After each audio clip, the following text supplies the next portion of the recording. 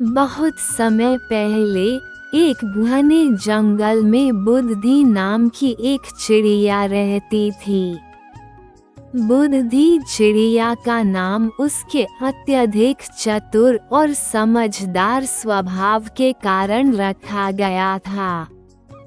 वो सिर्फ चिड़ियों में ही नहीं बल्कि पूरे जंगल में प्रसिद्ध थी। हर एक जानवर उसकी समझदारी और परिपक्वता का कायल था। मुश्किल परिस्थितियों में जब कोई हल नहीं मिलता था तो सभी जानवर उससे सलाह लेने आते थे और वह अपनी ज्ञान और अनुभव के बल पर उनकी समस्याओं का समाधान कर देती थी। अरे सुनो बच्चों, आज तुम्हारी उड़ान की प्रतियोगिता है। आज तुम्हें उड़ना सीखना है और अपने पंखों को मजबूत बनाना है। बुद्धि चिड़िया की 2 प्यारी बेटियां भी थीं, जिनका नाम उसने रानी और रेखा रखा था।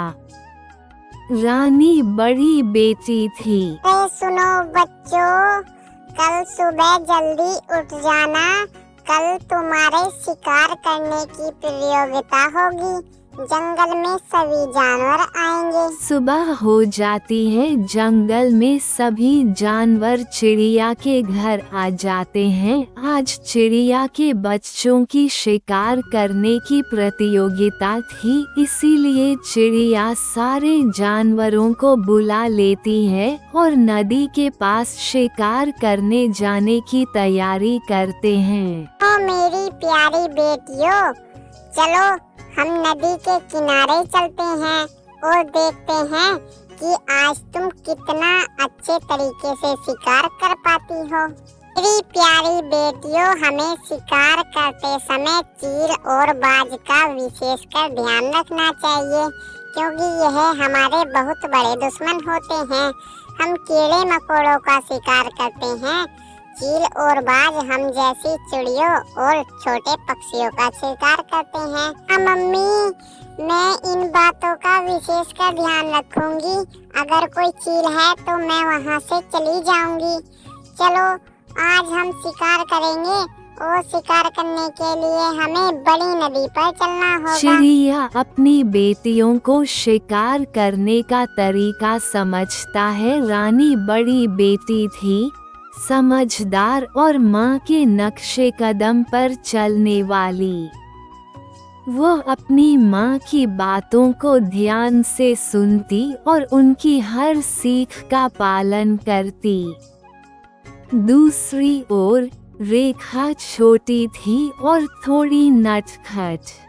वो माँ की बातें कभी कभी सुन लेती, लेकिन उसे अपनी तरह से काम करना पसंद था। बड़ी बेटी शिकार करने के लिए तैयार हो जाती है और वह अपनी छोटी बहन से बातें करने लगती है और कहती है, अरे बहन, आज मैं अपनी जिंदगी का पहला शिकार करने वाली हूँ।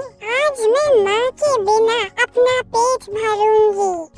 इतनी बात कहकर चिड़िया की बड़ी बेटी को एक पेड़ के ऊपर बहुत सारे छोटे छोटे कीड़े दिखाई देते हैं। वह उसे पेड़ की तरफ बढ़ने लगती है और कुछ ही समय में अपना पेट भरकर वापस आ जाती है। चिड़िया काली चूड़ियाँ बहुत खुश होती हैं और अपनी बेटी से कहती है, बस मेरी प्यारी बेटी, तुमने कर दिखाया। तुमने अपने जीवन का पहला शिकार बहुत समझदारी से करा है।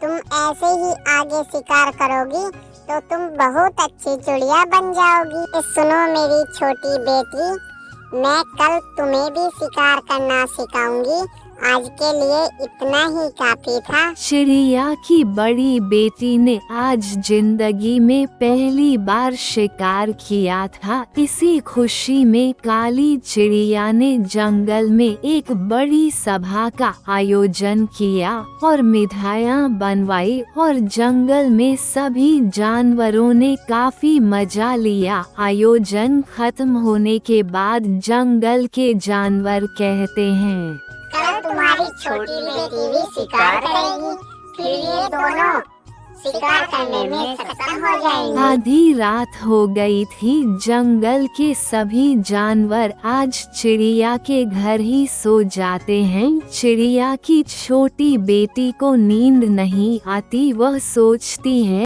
चलो मैं नदी के किनारे चलती हूँ और एक बड़ा सा शिकार पकड़ घर ले आऊंगी। सुबह को मन उठकर देखेंगे तो बहुत खुश होंगे और मुझे मेरी बहन से अच्छा समझेंगे। चिड़िया अपने घर से चली जाती है। जंगल में उसे एक छोटा सांप दिखाई देता है। वह सोचती है, चलो एक बड़ा कीड़ा मिल गया है, इसे उठाकर ले चलती हूँ। चिड़िया अपने मुंह में उसे सांप को दबा लेती है और अपने जंगल में ले आती है। चिड़िया की बड़ी बहन सो रही थी। वह उसे सांप को ये समझकर छोड़ देती है कि वह मर गया है, लेकिन वह चिड़िया की बहन की तरफ चला जाता है। छोटी चिड़िया की भी आंख लग जाती है। उसे चिड़िया की बड़ी बहन को काट लेता है और उसकी सोती सोती ही मृत्यु हो जाती है। सुबह होती है। चिड़िया की बड़ी बेटी सबसे पहले उठती थी, लेकिन आज वह नहीं उठी। यह सब देखकर काली चिड़िया हैरान रह जाती है। अरे मेरी प्यारी बेटी, क्या बात है, तुम्हें तो शिकार करने की बहुत ही ज्यादा जल्दी है। क्या तुम रात भर नहीं सोई? और ये देख लो, ये बिल्कुल भी नहीं उठी। कितनी आलसी बेटी है मेरी। चलो उठ जाओ, देखो तुम्हारी छोटी बहन कितनी जल्दी उठ गई है। शिकार करने भी जाना है। अरे ये सांप यहाँ कहाँ से आया है? और इसने तो मेरी बेटी को काट लिया है। अब मेरी बेटी मर गई है, अब ये कभी भी जिंदा नहीं आएगी। काली चिड़िया ने देखा बेटी का शरीर नीला पड़ चुका है। वह समझ गई थी कि मेरी बेटी अब दुनिया को छोड़कर चली गई है। उसे वहाँ पड़ा हुआ सांप भी दिखाई दे जाता है। सांप भी घायल था, इसलिए वह अपनी छोटी बेटी से पूछता है, मम्मी, दरअसल मैं रात को शिकार करने गई थी और मैं इस सांप को उठा कर ले आई थी, ताकि मम्मी देखेंगी तो खुश होंगी। क्या इसने मेरी छोटी बहन को काट लिया है?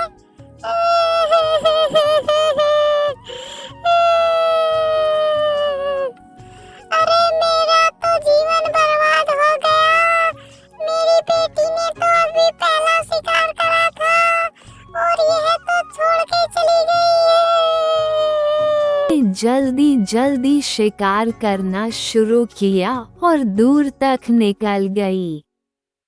वह अपनी माँ की दी गई सभी हिदायतों को भूल गई और एक नए अनुभव के उत्साह में सांप को उठाकर ले आई।